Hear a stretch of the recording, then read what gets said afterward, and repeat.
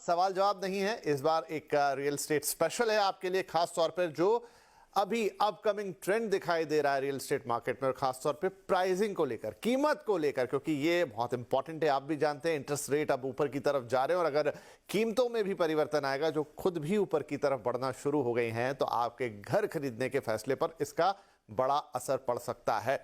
तो देश में कहां कहां कीमतों में कितना इजाफा हुआ है, कितना चेंज आया है, ये भी देखेंगे कि कहां पर इन्वेंट्रीज के लेवल हाई हैं अभी भी, और आगे फेस्टिव सीजन है, इंटरेस्ट रेट बढ़ रहे हैं, बहुत सारी चीजें, और महंगाई भी इनफैक्ट अपनी जगह पर है जो आपके बजट को इम्पैक्ट करती है। यानी आपके घर खरीदने का जो फैसला है उसमें काफी सारे फैक्टर अब अलग तरीके से काम करने लगे हैं। और हाल ही में एक रिपोर्ट पब्लिश हुई है जिसे देश की बिल्डरों की संस्था क्रेडाई ने साथ मिलकर उनके लाइसेंस फोरास और कॉलियर्स इंडिया ने ये रिपोर्ट को तैयार किया है, जो बताती है कि किस किस शहर में किस किस तरह के प्राइसिंग ट्रेंड है, अगर कीमतें बढ़ी हैं तो कितनी बढ़ी हैं, किस हिसाब से बढ़ी हैं, और आगे इनका कितना इम्पैक्ट होने वाला है। तो इस रिपोर्ट के आधार पर आज बातचीत होगी, और यहाँ बातचीत करने के लिए हमारे साथ हैं कुछ खास मेहमान। कार्यक्रम में हमारे साथ शामिल हो रहे हैं विमल नाडार साहब, जो कि सीनियर डायरेक्टर है रिसर्च कॉलेयर्स इंडिया के, हर्षवर्धन पटोदिया जी हमारे साथ होंगे जो कि प्रेसिडेंट है क्रेडाई नेशनल के, और साथ ही हमारे साथ है पंकज कपूर साहब जो कि एमडी है लाइसेंस फोरास के।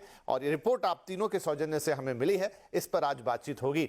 तो आप शुरुआत करते हैं, क्योंकि अब रिपोर्ट के माध्यम से हम बात कर रहे हैं, तो मैं पहला सवाल विमल आपसे लेना चाहता हूं। ये रिपोर्ट कह रही है कि आप देश के प्रमुख 8 शहरों का जिक्र करती है और कहती है कि दामों में बढ़ोतरी हुई है ऑन एन एवरेज 5 से 10% के बीच में, सबसे ज्यादा दिल्ली एनसीआर में। लेकिन इस बढ़ोतरी के पीछे कारण क्या है? जी हमने लास्ट पिछले 2 क्वार्टर से देखे हैं कि प्राइस स्टेडीली इंक्रीज हुए हैं। हमारे हिसाब से ये जो इंक्रीज हुआ है, दिस इज अ पॉजिटिव, ये एक पॉजिटिव इंडिकेशन है, क्योंकि हमने जबकि देखा ये मार्केट में पिछले पैंडेमिक के दौरान काफी ज्यादा लल था। उसके बाद आई थिंक पिछले सेकेंड हाफ 2021 सेकेंड हाफ से मार्केट पिकअप होना शुरू हुई थी, सेंटिमेंट इंप्रूव हुए थे on the back of economy opening up and positive outlook के दौरान। सो इस बीच हमने देखा है कि काफी सारे सिटीज में रिकॉर्ड रजिस्ट्रेशंस हुए हैं एंड लॉन्चेस एक्टिविटी भी इंक्रीज हुए थे। सो ये सब जो मार्केट में तब्दीलियां हो रही है डिमांड और सप्लाई की वजह से, which is in a positive direction, उसी कॉन्टेक्स्ट में प्राइसेस इंक्रीज हुए हैं, which is again a positive indication. जबकि अगर मैं ये भी बोलूंगा कि हम ये इग्नोर नहीं कर सकते हैं कि रॉ मटेरियल के प्राइसेस भी थोड़े इंक्रीज हुए थे, specially in the first half. अब जब हमने अप्रैल मई में देखा था तो वो भी थोड़ा बहुत कंट्रीब्यूटर है, लेकिन लार्जली अगर हम देखा जाए तो ये एक पॉजिटिव है कि इंडिकेशन है कि मार्केट पिकअप हो रही है, सेल्स इंक्रीज हो रहा है, लोग घर खरीद रहे हैं, इसी की वजह से प्राइस इंक्रीज हुए लगभग सारे ही मार्केट्स में। जी पंकज जी, तो क्या ये प्योरली एक डिमांड सप्लाई का मामला है, जहां पर अब डिमांड अच्छी होगी? नो डाउट कि डिमांड बहुत अच्छी है लगातार पिछले कुछ क्वार्टर्स से, लेकिन क्या प्राइस इंक्रीज उसके अकॉर्डिंगली हो रहा है या कुछ और फैक्टर प्ले कर रहे हैं? क्योंकि ये डिमांड आगे ऐसी रहेगी, इसकी उम्मीद अब आशंका ही कह सकता हूं मैं, क्योंकि इंटरेस्ट रेट ऊपर जा रहे हैं, महंगाई का बोझ थोड़ा लोगों पर बढ़ा है, उनके बजट्स थोड़े आगे पीछे हुए हैं। सो क्या और भी फैक्टर हैं इसके पीछे? देखिए, डिमांड सप्लाई तो मेन फैक्टर है ये, और साथ में अफोर्डेबिलिटी भी है। अगर आप देखिए पिछले 5 साल से प्राइसेस नहीं बढ़े थे और इस पीरियड में इनकम बढ़ी होगी, तो अगर आप देखिए तो एक पीरियड था जब हमारे प्राइसेस की जो ग्रोथ थी वो इनकम से बहुत ज्यादा थी, और उस पीरियड में आपके वॉल्यूम्स कम हो गए थे और इन्वेंट्री राइज हो रही थी।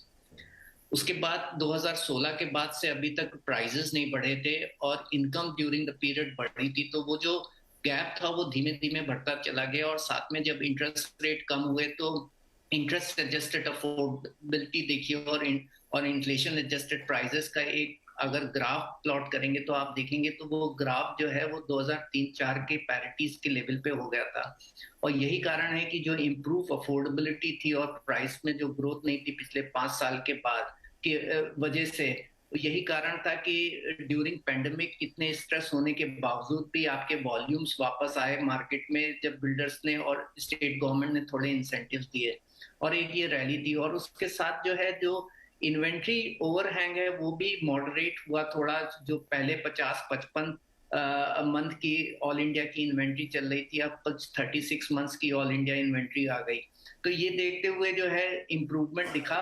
ये थोड़ा सा जो है ये डिमांड ड्रिवन है और ये मार्केट के स्पेकुलेटिव फोर्सेस के थ्रू नहीं है, जो पहले होता था कि इन्वेंट्री और प्राइस दोनों एक साथ बढ़ते थे। इस पीरियड इन्वेंट्री कम हुआ, अफोर्डेबिलिटी इंप्रूव हुई और इन्फ्लेशन के की वजह से जो इंक्रीज इन इनपुट कॉस्ट है उसको देखते थोड़ी प्राइस इंक्रीज हुई है। तो आप कह रहे हैं कि ये प्रॉपर इकोनॉमिक्स है, इसमें कोई किसी तरह का स्पेकुलेशन शामिल नहीं है, जैसे हमने पिछली बार देखा था बाजार में, और जहां से ही बाजार का हम देते हैं कि एक डाउनफॉल कह लीजिए या कह लीजिए एक स्टैग्नेशन आ गया था, लेकिन इस बार आप कह रहे हैं वैसी चीजें नहीं है। चलिए, ये तो बात हो गई रिपोर्ट की। मैं हर्ष जी के पास आता हूं, क्योंकि ऑन ग्राउंड घरों को बेचने का काम हमारे बिल्डर्स ही करते हैं। तो हर्ष जी देखिए, चाहे वो इनपुट कॉस्ट हो, चाहे वो डिमांड सप्लाई हो, तमाम चीजें हो, लेकिन एक ये है कि अब धीरे धीरे इंटरेस्ट रेट भी बढ़ रहे हैं, जो कि अब 8% के ऊपर मेरे ख्याल से इफेक्टिवली चले गए हैं। और उसके अलावा जैसा मैंने कहा कि थोड़ा सा, क्योंकि इन्फ्लेशनरी प्रेशर भी है, अभी दुनिया में बहुत सारी चीजें घटी हैं जिसके कारण खाने पीने से लेकर तमाम चीजें महंगी हुई हैं। और तीसरी चीज ये है कि अगर घर भी यहां पर महंगे हो जाएंगे, तो क्या आपको लगता है कि जो बढ़िया शानदार मोमेंटम हम पिछले 1-1.5 साल से रियल एस्टेट के अंदर देख रहे थे, उस पर थोड़ा इंपैक्ट आएगा? नमस्कार। आपने बहुत अच्छे प्रश्न रेज किए हैं। एक तो हमारा रियल एस्टेट सेक्टर जो था, लास्ट 7 से 8 साल में प्रॉपर्टी प्राइसेस बढ़े नहीं थे जी, और इंडस्ट्री कॉस्ट राइज को सस्टेन कर रही थी। अब जिस तरह से इनपुट कॉस्ट बढ़ गए because of the geopolitical issues and overall inflationary situation in the world, तो अब ये नॉन सस्टेनेबल सिचुएशन से खड़ा हो गया था, where developers were forced to increase prices because of a very high input cost rise। पहली बात। दूसरी बात, पंकज जी ने कहा था और मैं भी कर रहा हूं कि जो इनकम पैरिटी लेवल जो है, आज लास्ट 6-7 साल में लोगों का परचेजिंग पावर और लोगों का इनकम भी काफी हद तक बढ़ा है because of increase in salary, increase in income. So इसके परचेजिंग पावर पैरिटी है। डिमांड एंड सप्लाई का सिचुएशन भी खड़ा है। बेसिकली अगर आप रिपोर्ट को ठीक से पढ़ेंगे तो आपको ये भी मालूम पड़ेगा कि ready to move in inventory काफी शहरों में कम होते जा रही है। जी जी। तो ये एक बड़ा पॉजिटिव ट्रेंड है। जी, मैंने पढ़ा है वो फैक्टर कि ये जो टोटल इन्वेंट्री है उसका मेजॉरिटी शायद 90% से ज्यादा है वो अंडर कंस्ट्रक्शन है, रेडी टू मूव इन बहुत थोड़ा है। जी, तो ये जो सिचुएशन है, रेडी टू कंस्ट्रक्शन प्रॉपर्टी में आपको लेना पड़ेगा, तो ऑब्वियसली जो ready to move in flats का दाम बढ़ेगा ही बढ़ेगा। ठीक है, ठीक है। तो ये रीजन रहे कि दाम बढ़ रहे हैं। अब देखिए, आपके सामने ग्राफिक्स हैं जहां पर हर शहर का लिखा हुआ है, और ये इसमें सबसे ज्यादा जो प्राइस राइज है ईयर ऑन ईयर वो आती है दिल्ली एनसीआर से। विमल साहब, मुझे बताइए, अब दिल्ली एनसीआर का जो मार्केट ऐसा है जिसमें हम देखते थे हमेशा एक ओवर सप्लाई का सिचुएशन बना रहता था, price on an average 40-50 lakh 60 lakh में आपको बढ़िया घर एक मिल जाता था, 2 या 3 BHK भी आ जाता था। वहां पर ऐसा क्या हुआ कि सबसे ज्यादा प्राइस इंक्रीज हमें दिल्ली एनसीआर में देखने को मिल रही है? जी, आपने बिल्कुल सही कहा। इनफैक्ट आई थिंक एक और कॉन्टेक्स्ट ये भी रहता है कि in terms of unsold inventory हमेशा दिल्ली काफी आगे रहा है। इस बार अगर हम देखेंगे तो दिल्ली एनसीआर का जो अनसोल्ड इन्वेंट्री है वो लगभग 3 साल में सबसे कम है।